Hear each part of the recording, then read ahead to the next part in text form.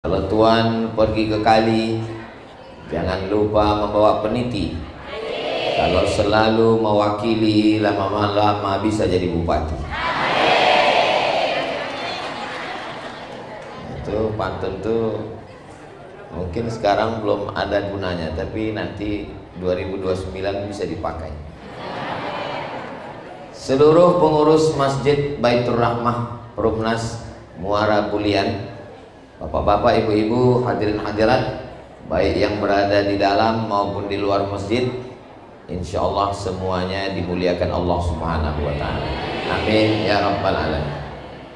Saya sudah melihat-lihat baliho ini, belum nampak lagi temanya. Menghadapi tantangan zaman dengan keimanan. Zaman ayah kita dulu dengan zaman kita sekarang sama atau beda? Sama aja kan, sama-sama 12 jam siang, sama-sama 12 jam malam. Dan manusianya juga badannya sama.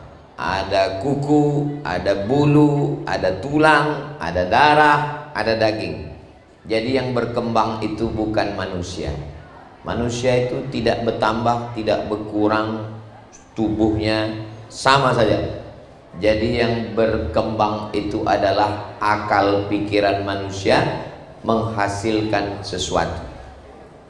Pertama yang didengar manusia itu hanya suaranya saja, tak ada gambarnya, hanya suara saja. Berkumpullah orang di tepi-tepi gang, di bawah pokok kayu, di depan rumah habis maghrib ke isya, hanya mendengar suara.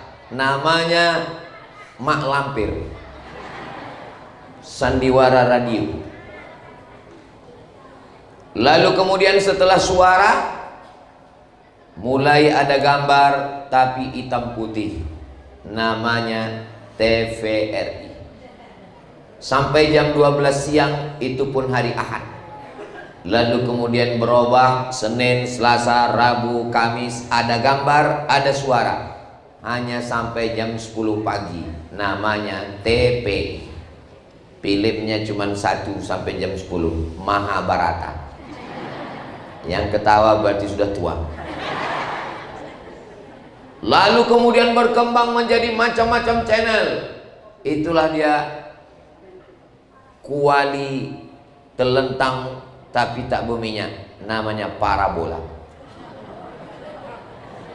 Dulu orang menonton dari pagi sampai siang hanya 1 channel, TVRI saja. Setelah muncul parabola dan remote control, akhirnya dipetik itu 1 sampai 10, tak ada satupun lagi yang ditonton, hanya main-main remote saja.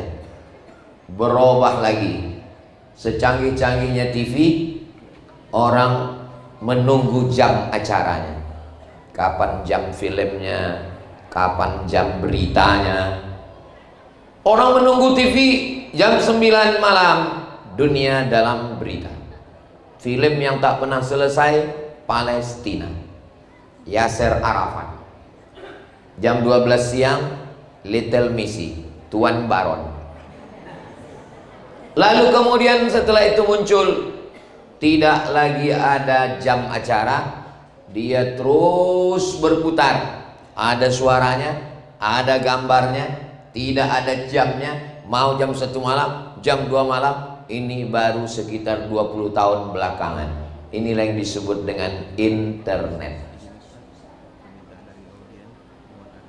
Internet itu tidak bisa tak macam TV. Kalau TV nunggu jam, kalau radio menunggu jam. Kapan itu acara babat tanah leluhur? Malam. Tapi setelah internet 24 jam, dimanapun orang berada. Zaman dulu tutup pintu, tutup jendela, kunci pintu, kunci jendela, tak ada orang mengganggu. Zaman sekarang pintu dikunci, jendela dikunci, kamar dikunci, rumah dikunci, tetap juga diganggu. Siapa yang mengganggu? Instagram, Facebook, TikTok, grup WhatsApp, komen-komen. Sebetulnya dunia ini tak susah. Yang susah itu adalah memikirkan komen orang di Facebook. Kurus kita, nampaknya ustadz ini macam tak makan.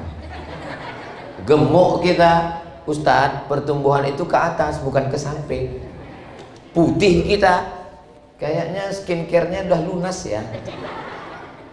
Hitam kita, nggak punya duit nampaknya beli skincare. Muka kita putih, tangan kita hitam, ini skincare nampaknya masih kredit. Jadi memang tepat sudah judul siang ini, menghadapi tantangan zaman. Satu-satunya modal orang menghadapi tantangan zaman adalah keimanan. Banyak sekali tanda-tanda akhir zaman yang muncul, banyak sekali tantangan zaman. Tapi yang kita bahas pada pagi menjelang siang, waktu utama, waktu duha ini adalah 5 saja. Mudah-mudahan 5 ini menjadi bekal kita untuk menghadapi akhir zaman, supaya kita bisa menghadapinya, lulus kita semuanya dengan husnul khatimah insyaallah. Amin ya rabbal alamin. Yang pertama, tantangan zaman yang pertama adalah memerangi isu. Apa namanya? Isu. Zaman dulu orang hanya bercerita aib tentang tetangga depan, tetangga belakang, tetangga kanan, tetangga kiri. Paling 4 rumah, selesai. Anak si anu, bini si anu, menantu si anu, kakak si anu, habis. Zaman sekarang isu ini, artis anu, artis ini, itu, pejabat ini, pejabat itu. Dulu orang nonton sinetron, sekarang tidak lagi sinetron, kisah nyata, betul-betulan terjadi. Ini yang saya cakapkan ini betul apa tak betul? Siapa yang bilang tak betul? Ya memang betul.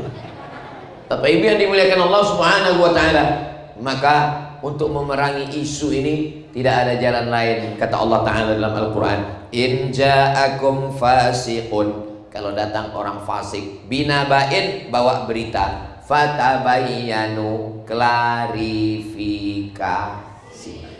Makanya isu ini bisa macam-macam. Ini nampaknya Ustadz Abdul Somad ini sudah berubah alirannya. Kenapa? Itu di baleho gambarnya pakai baju putih, di sini pun baju putih. Ini sudah pakai baju dinas. Ini isu. Ini baju hadiah dari Ustadz Dahrizal Dahlan.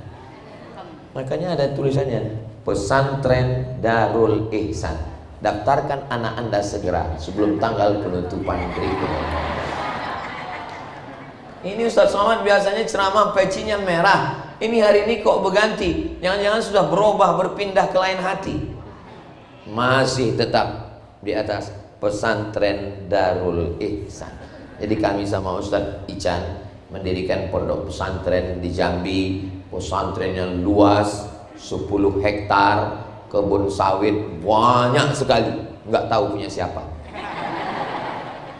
Doakan Bapak Ibu, support, mudah-mudahan pesantren ini menjadi benteng Ahlus Sunnah wal Jamaah. Ustaz Somad ini katanya kita perlu kesederhanaan. Jangan tunjukkan kalau kita ini kaya.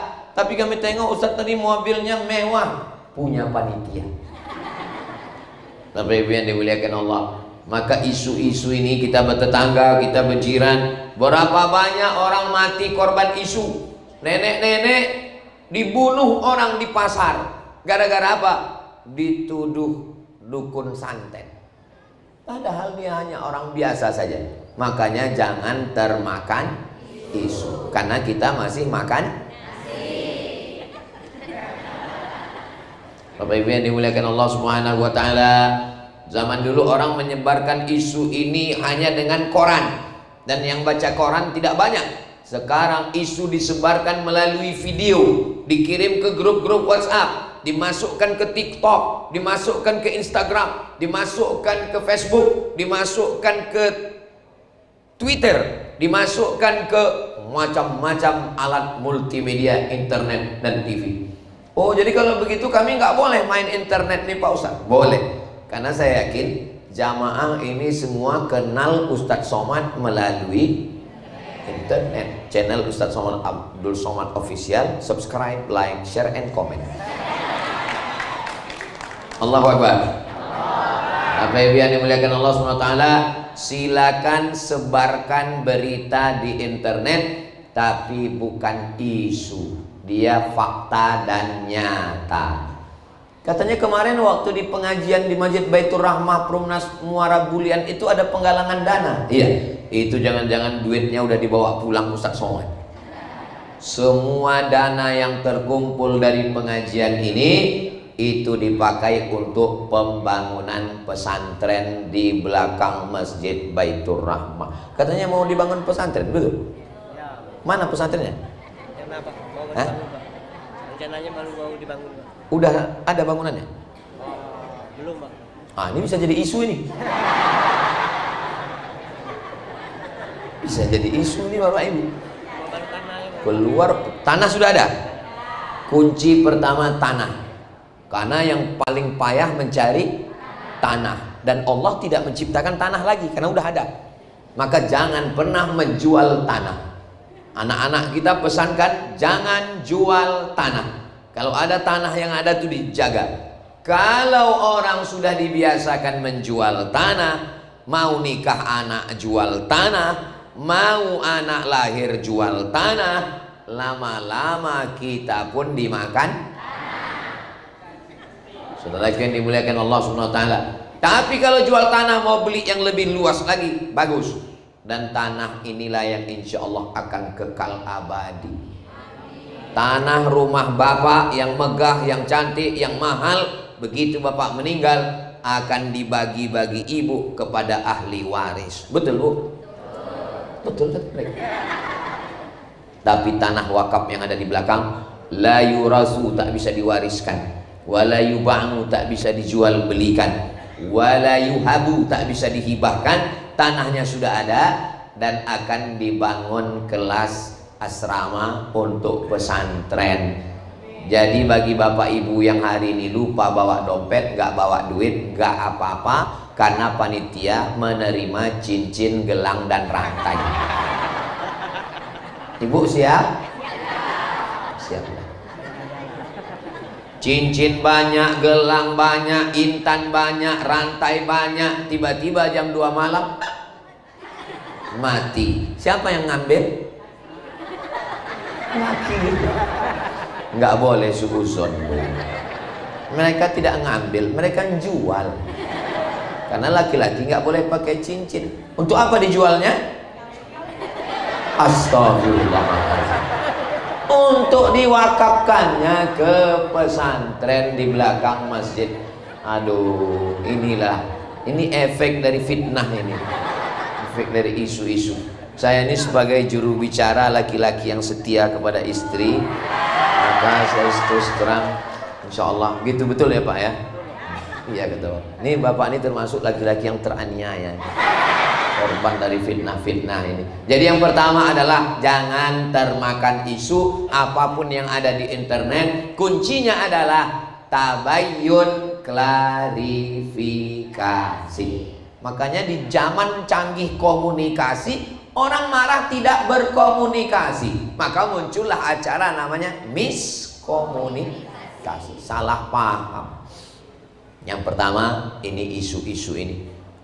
Presiden, bupati, gubernur, wali kota, polisi, tentara, pejabat, orang kaya tidak bisa melawan isu ini. Karena isu ini seperti snowball, bola salju. Bola salju itu kalau bergiling dari atas bukit berguling kecil, kecil menjadi besar. Saya pun pernah jadi korban isu nih Bapak Ibu. Wajah saya dicoret, dimasukkan ke internet, lalu dibuat di bawah UAS, Ustadz Ahli Subhan. Bukan Ustadz Abdul Somad. Kalau kita diejek, diisukan orang, kita diam atau melawan? Melawan.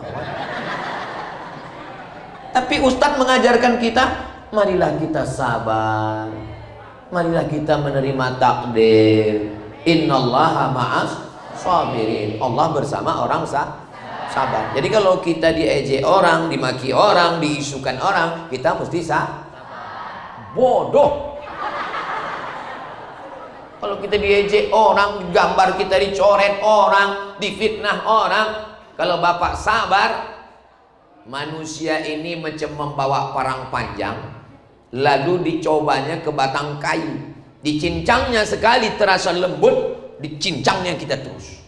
Maka kalau dicincangnya terasa keras, dia akan berhenti. Sekarang saya tanya, kalau ibu diisukan orang, diejek orang, difitnah orang, ibu melawan atau diam? Tapi kata katanya sabar.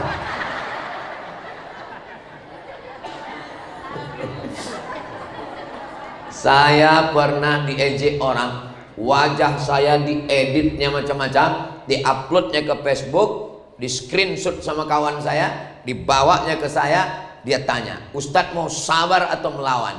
Saya bilang, kita serahkan. Serahkan kemana Ustadz? Serahkan ke Polda. Saya lapor ke Polda. Bapak di Polda nanya, Ustadz kalau melapor nanti Ustadz akan dipanggil polisi, jadwal ceramah terganggu. Enggak apa-apa, saya bilang. Nanti Ustadz akan disidang di pengadilan, Ustadz akan terganggu. Enggak apa-apa. Saya datang ke Polda 1 kali BAP. Saya datang ke kejaksaan sekali saya datang. Yang ngejek saya itu enggak datang. Saya tanya, kenapa dia enggak datang? Mencret. Jangan mau dibully, jangan mau diejek, jangan mau difitnah. Kalau difitnah maka kita melawan. Jadi kalau ada orang yang mengatakan, ya udahlah, itu fitnah urusan dia, kita sabar, itu berarti kita melakukan pembiaran. Ulama kita diejek, orang tua kita diolok-olok, dianiaya, laporkan. Itu bagian dari amar ma'ruf nahi munkar.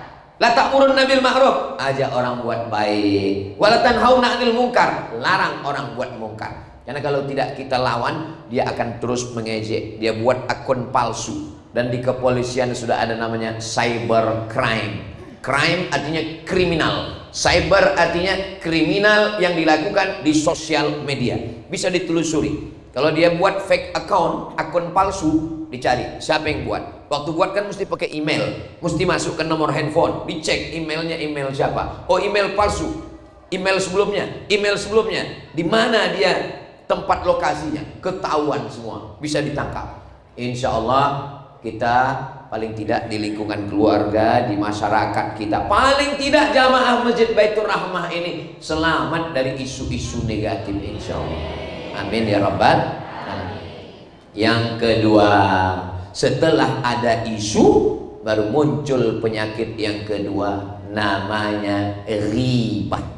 Apa namanya? Ribah. Ribah itu diambil dari kata ghaib. Kalau orangnya ada, hadir.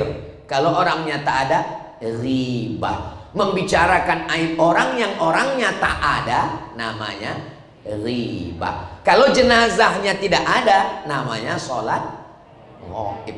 Makanya kalau orangnya hadir disebut hadirin hadirat. Itu karena orangnya hadir. Ini orangnya hadir.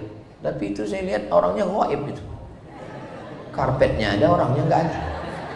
Kayaknya disediakan khusus jamaah alam ghaib. Di atas juga ghaib. Kenapa tak boleh naik ke atas? Hah? Sengaja tak boleh di atas karena dianggap tidak menghormati ustadz. Karena ustadz di bawah, tak boleh jamaah di atas. Ini tengok-tengok dulu ustadznya. Kalau ustadz somad nggak apa-apa. Saya termasuk ustadz yang nggak apa-apa. Tanya Ustadz Somad, nanti masjid kita itu 2 lantai. Kira-kira kalau Ustadz ceramah di bawah, apakah boleh jamaah di atas? Panitia nggak salah, karena ada model Ustadz yang begitu. Ini di atas nih nggak hormat sama saya. Gitu. Saya nggak minta dihormati, tapi tolong hormati saya. Gitu. Pusing kepala jamaah. Bapak Ibu yang dimuliakan Allah Subhanahu Wa Taala, kalau tidak boleh di atas, pas hari Jumat, imam kan di bawah. Ada jamaah hari Jumat di atas? Ada. Lalu kalau begitu menghormati ustadz berarti tak menghormati imam. Padahal imam lebih terhormat dari ustadz. Masjidil Haram, imamnya di bawah, Syekh Abdurrahman Sudes. Di lantai 2, lantai 3, lantai 4 lantai sekarang Masjidil Haram. Ada. Itu untuk membantah, kan sayang tempat kosong. Tapi nggak apa-apa, yang lalu biarkan berlalu. Akan datang kita isi penuh insya Allah. Amin ya rabbal alamin. Jadi yang pertama adalah isu, dan isu ini nanti akan memunculkan yang kedua, namanya riba. Bagaimana dosa riba? Ayuhibbu ahadukum ayyakula lahma akhihi maitan. Maukah kamu memakan bangkai saudaramu? Isu bangkai tikus, bakso bangkai tikus. Bertahun-tahun orang nggak makan bakso. Yuk kita makan bakso yuk. Ayolah, enggak isu tikus. Aku yang bayar. Oke. Rupanya enggak, kita sangka takut isu. Rupanya takut bayar. Berapa lama orang tidak makan ikan asin karena isu. Lalu kemudian, dan yang paling mengerikan dari isu, efeknya adalah riba. Rupanya memakan bangkai saudaranya. Di akhirat nanti dia akan memakan bangkai saudaranya. Dan riba ini minta maafnya kita bingung.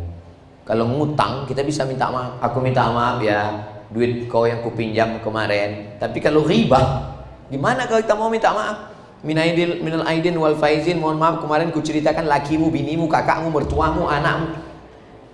Mudah-mudahan Allah menyelamatkan mulut kita dari riba. Nanti kalau ada orang yang ngajak menceritakan tetangga, jiran, kawan, sahabat, macam mana Pak Ustadz? Mulut kita banyaklah cara untuk ngelak. Mohon maaf bro, aku panas dalam. Mohon maaf ya, ada telepon pula sama lakiku disuruhnya pulang. Enggak juga bisa. Bersolawat. Sallallahu ala Muhammad, sallallahu alaihi wasallam, sallallahu ala Muhammad, sallallahu alaihi wasallam. Kabarnya anak saya yang kemarin baru nikah itu sallallahu alaihi. Pasti dia berhenti. Nanti ibu kalau nggak percaya coba. Kabarnya kemarin Ustaz Somad itu nggak mau naik ke atas itu lah panitia itu. Kenapa nggak tanya terus? Sallallahu alaihi wasallam. Daripada lidah kita dipakai membicarakan aib orang lain. Ada orang yang tidak pernah minum khamar, tidak pernah makan haram, tidak pernah makan riba, tapi lidahnya kena azab karena membicarakan aib orang lain. Tolong supaya yang selamat ini bukan cuma jamaah, ustadz juga selamat mulutnya dari bicara aib orang lain. Makanya saya kadang kalau jumpa sama orang, saya diam aja. Ustadz ini nggak sama kayak ceramah ya. Kalau ceramah dia ngomong nih kok diam. Saya bilang kalau sama kalian pun aku ngomong juga, kapan lagi aku istirahat? Tadi dari Jambi ke Muara Bulian, nggak ada saya ngomong sama Bang Ican, sama nggak ada ngomong. Kenapa? Saya tidur. Kalau di mobil ngomong juga, di sana ngomong. Kapan lagi kita istirahat? Maka mulut kita ini kita istirahatkan. Ada juga orang nggak mau berhenti ngomong macam mesin popong rusak. Banyak-banyak berzikir subhanallah walhamdulillah wa la ilaha illallah wallahu akbar. Beli tasbih, bertasbih subhanallah subhanallah. Tapi pelan. Ini kadang banyak juga tasbih cepat-cepat. Apa kata dia? Subhanallah walhamdulillah wa la ilaha illallah wallahu akbar. Wala haula wala quwwata illa billahil aliyyil azim. Kalau mau dibicarakan itu yang baik-baik, yang bagus-bagus. Wa amma bi ni'mati rabbika. Saudaraku yang ada di Provinsi Jambi dan sekitarnya, kalau mau melihat masjid yang bagus yang bisa ditiru, datanglah ke Muara Bulian, perumahan Muara Bulian, Perumnas, namanya Masjid Baitur Rahmah. Masjidnya bagus, cantik, dindingnya pakai marmer mahal, kaligrafinya pakai emas, lampunya hebat, 2 lantai, dan pakai AC. Ini pakai AC. Hidup AC-nya ini kan.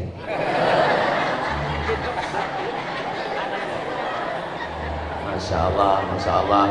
Kita tidak merasa tertutup di dalam. Kenapa? Karena jendelanya kaca dalam. Itu mereka yang di luar sana menengok kita di sini macam menengok akuarium ini.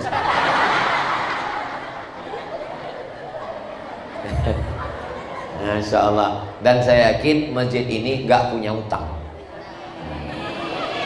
Kenapa? Ustaz tahu dari mana? Dari senyum jamaahnya yang lepas. Ini menunjukkan kalau masjid ini banyak utang. Dari awal tuh panitia itu biasanya udah bisik, Ustaz tolong penggalangan dana, karpet kita belum lunas. Jadi dari tadi nggak ada yang bisik-bisik Pak Ustaz. Ada. Bisikannya apa? Mau membangun pesantren. pesantren. Dan saya mengajak ke Bapak Ibu, kalau ada yang ngomong macam-macam, anak si anu, menantu si anu, ustaz si anu, ini si anu, si anu, si anu, putus omongan dia dengan nggak usah banyak cakap, selesaikan aja bangunan pesantren di belakang. Itulah yang akan menjadi amal jariah insya Allah. Adapun ini dosa-dosa ini namanya dosa tai minyak. Adapun dosa mulut ini namanya dosa kering ini. Kenapa disebut dosa kering? Nggak ada untungnya. Beda sama orang korupsi, itu dosa basah. Memang ada dosanya, tapi ada untungnya. Kalau ini dosa kering aja ini, kering mulut, di dunia dapat azab, di akhirat neraka jahanam. Mudah-mudahan dosa yang lalu-lalu kita semuanya diampunkan Allah Subhanahu wa taala. Astaghfirullah Rabbal baraya, astaghfirullah minal khataya, Rabbi zidni ilman nafi'an wa wafiqni amalan salihah. Mudah-mudahan kita semua keluar dari masjid ini bersih dari dosa-dosa. Ingat, bersih dari dosa-dosa, bukan bersih dari hutang. Jangan keluar dari sini nanti ditagih sama kawan, kapan kau bayar hutang? Kita sudah bersih. Kata siapa? Kata Ustaz Somad. Isu itu, fitnah itu. Tak ada Ustaz Somad ngomong begitu tadi. Makanya kalau dengar ceramah itu, kalau dengar betul, kalau tidur betul. Jangan dengar sambil tidur. Akhirnya lain yang dicakapkan Ustaz, lain yang keluar. Gak apa namanya, isu. Dan isu nanti menjadi riba. Mudah-mudahan kita selamat dari isu, selamat dari riba. Yang ketiga, ada seorang laki-laki bangun pagi membuka handphonenya, mencari video perempuan yang mengupload gambar dirinya di Facebook, di Instagram, di TikTok, yang selalu menampilkan dirinya sedang makan pagi. Hai guys, sedang masak. Masak apa hari ini? Lalu kau upload di internet. Ada laki-laki nun jauh dia di sana. Dia bukan suamimu, dia bukan abangmu, dia bukan ayahmu, dia bukan pakcikmu, dia bukan kakakmu, dia bukan keponakanmu. Dia tak ada hubungan apa-apa denganmu, tapi dia mencintaimu diam-diam. Waspada. Jadi kalau gitu nggak boleh kita upload di internet. Kalau mau upload foto ramai-ramai. Ini kami tadi pengajian. Ini gambar kita ini nanti ini akan diupload di Instagram Ustadz Abdul Somad Official. Yang followernya 9 juta itu. Ini sombong kali Ustadz Somad. Maksudnya yang belum follow. Alasannya karena mau punya banyak kawan. Alasannya karena mau berbagi resep masakan. Alasannya karena mau menunjukkan keaktifan diri. Betul, tidak salah. Tapi kalau mau buat video, buatlah ramai-ramai. Ibu tampil sendirian. Dulu perempuan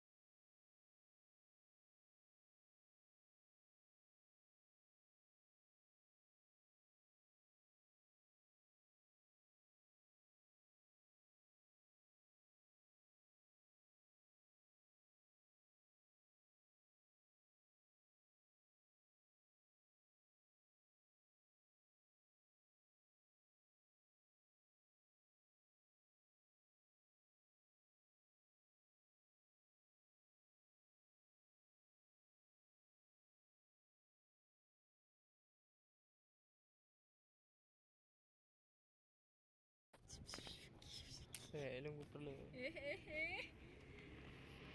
Siap. Cara menikmati sunset.